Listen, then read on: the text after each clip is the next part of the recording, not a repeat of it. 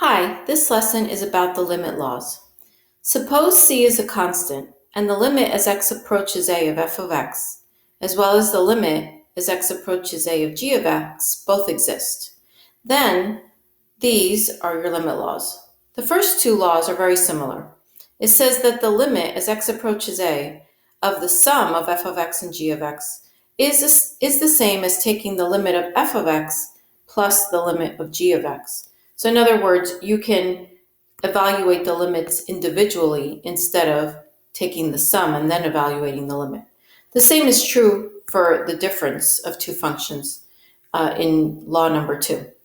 In law number 3, essentially the law says that you can factor out a constant in front of the limit and then evaluate the limit of just f of x and multiply that result by c. The third law says that if you take the limit of a product of two functions, then that's equivalent to the product of the limits. And the fifth one is regarding a quotient. If you take the limit of the quotient of two functions, that's the same as taking the quotient of the limits, as long as the denominator, the limit of the denominator, is not 0, because then it would be undefined and the limit would not exist. The last law has kind of a two parts to it, but it's regarding exponents. And so the first part says that if you take the limit as x approaches a of f of x to the nth power, that's the same as taking the limit of f of x and then raising it to the nth power. That's actually more convenient, doing it the way it's expressed on the right side of that law than on the left side. And the same is true with nth powers. So the limit of the nth power of f of x as x approaches a is the same as the nth power of the limit.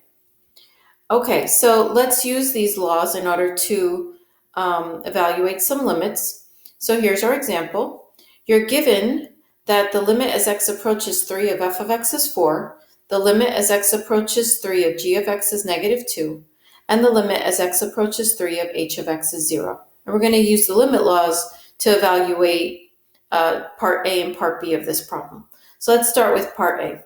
We want to evaluate the limit as x approaches 3 of 5 times the square root of f of x divided by 3 times g of x. So we're actually going to use 3 laws here.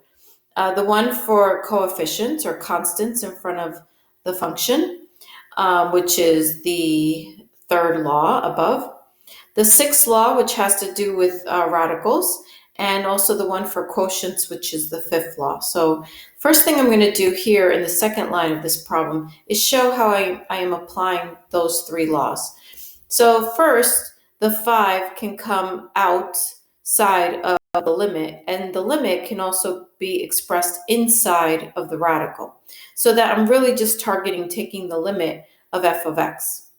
And the denominator, again, I used law 3, so that'll be 3 times the limit as x approaches 3 of g of x. Well, these two limits were given in the original problem. We know that the limit of f of x as x approaches 3 is 4, so you plug that in here.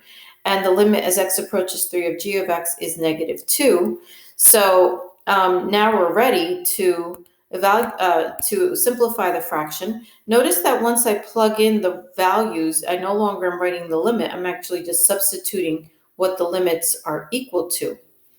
Okay, so I have 5 times square root 4 divided by -2. Square root of 4 is 2. 5 times 2 is 10. Divided by -2, it gives me a limit value of -5.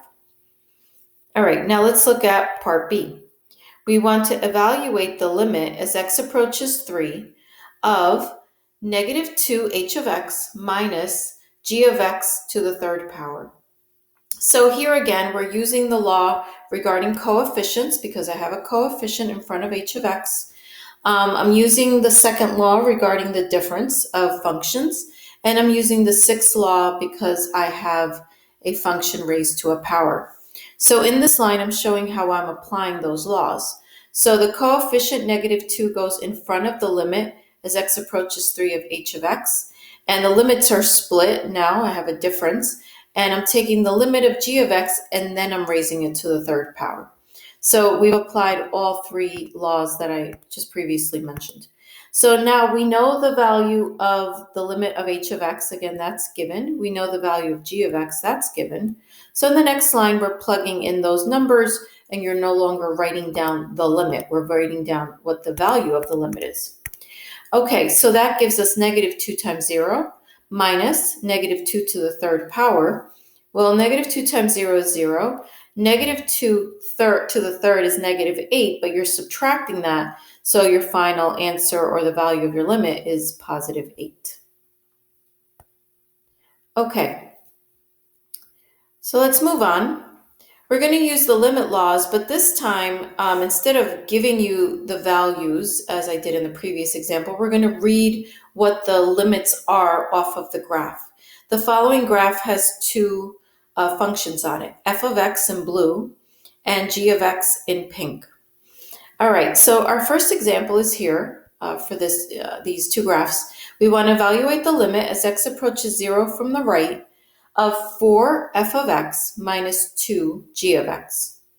All right, so the reason why we're only interested in evaluating the limit from the right of 0 is because g of x is only defined to the right. It's only defined on this side of the y-axis. There is no g of x on the left side of the y-axis. So would it make sense to evaluate the limit at 0 or at 0 from the left? So first I applied my laws. I factored out the 4 and I factored out the 2 in front of the limit. And now we can evaluate the limit of f of x and g of x as x approaches 0 from the right. First, let's look at f of x. As you get closer and closer to 0 from the right, your f of x value is approaching this value right here, which has a value of negative 2. So that's the value I plugged in here. As you get closer to 0, from the right for g of x, well, that's getting closer to negative 3. Even though it's not defined at 0, negative 3, when it's getting close to 0, it's still getting close to negative 3. So that's what we plug in here. All right, so then we just have to do the multiplication. So that gives us negative 8 plus 6, and then negative 8 plus 6 gives me a limit value of negative 2. All right, let's look at part B. So again, we're going to be reading the values of the limits off of the graph, but first let's apply our limit laws. So here, I can factor out square root 3 because that's the coefficient here in front of f of x. Don't forget it's inside the radical, so it has to still remain as the square root of 3. And then I'm going to evaluate the limit as x approaches 2 of f of x. Same thing for the denominator, factor out the coefficient, negative 2, and then you're evaluating the limit as x approaches 2 of g of x. So here, it's not necessary to distinguish between 2 from the right or 2 from the left, because your limit will exist for both functions because it's approaching the same value from the left and the right. So let's look at f of x. As I get closer and closer to 2 from the left, f of x is getting closer and closer to this value here, which has a value of 4. And as I get closer and closer to 2 from the right, it's approaching the same value. So the limit of f of x is 4. So that's what I plugged in here. Now let's read g of x. As I get closer and closer to 2 from the left, the value of g of x is down here. That has a value of negative 3. And the same thing occurs as you approach 2 from the right. So the limit as x approaches 2 of g of x is negative 3. So now all we have to do is multiply those limit values by our coefficients. So the top is 4 root 3, denominator is 6. 4 and 6 have a common factor of 2, so when you divide them both by 2, your limit value is 2 root 3 over 3. All right, so now we're going to look at other algebraic techniques in order to help us evaluate limits. We practiced some in section 1, so this just gives us a little bit more variety. The first example requires factoring, which we have practiced before, but we have to factor more than once. So again, I can't just apply direct substitution because if I do, I will be dividing by 0, and we know that that is undefined. So we have to figure out, does this limit exist or not? And if it does, we have to figure out what the finite value is. All right, so in order to simplify this, I can factor the numerator. The numerator is the difference of perfect squares, which you see here on the right. Okay, but what I have factored can be further factored because this part of my numerator is also the difference of perfect squares, and that gets factored here on the second line. So I'm left with this rational expression, x squared plus 1, x plus 1, x minus 2 divided by x plus 1. But that allows me to cancel the x plus 1s. So now division by 0 will no longer happen because I am left with this expression here. The limit as x approaches -1 of x squared plus 1 times x minus 1. At this point, I can apply direct substitution. And when you do, remember, stop writing the limit. You just plug in the number that x is approaching. So I have -1 squared plus 1 times -1 minus 1, and that gives me 2 times -2. So my limit value exists and has a value of -4. Here's another example with a radical expression. So I want to evaluate the limit as h approaches 0 of the square root of 25 plus h minus 5 divided by h. So just like the last example, I can't just plug in 0 because if I do, I'll be dividing by 0. And again, that doesn't mean that the limit doesn't exist. That just means that I cannot evaluate it by direct substitution yet. So we have to see if we can simplify it. So you might remember from algebra that when you have a radical expression where you have two terms like I do here in the numerator, that you can multiply by the conjugate of that expression in order to simplify it. The conjugate is exactly what you see here to the right. It is the same two terms that you see in the numerator, but with a different sign in the middle. So I'm going to multiply by the square root of 25 plus h and then plus 5. And because you're simplifying a fraction or a rational expression, whatever you do to the numerator, you have to do to the denominator. And what that means is that this whole thing, remember, that just equals 1. And remember, when you're multiplying a fraction by 1, you're not changing its value, you're just making it look different. But the original problem is still the same. So that's important to keep in mind so that when you're doing operations on rational expressions, you're not changing something into a completely different problem. It's still the same problem, it's just going to look a little bit different. Okay, so now we can do this, this multiplication.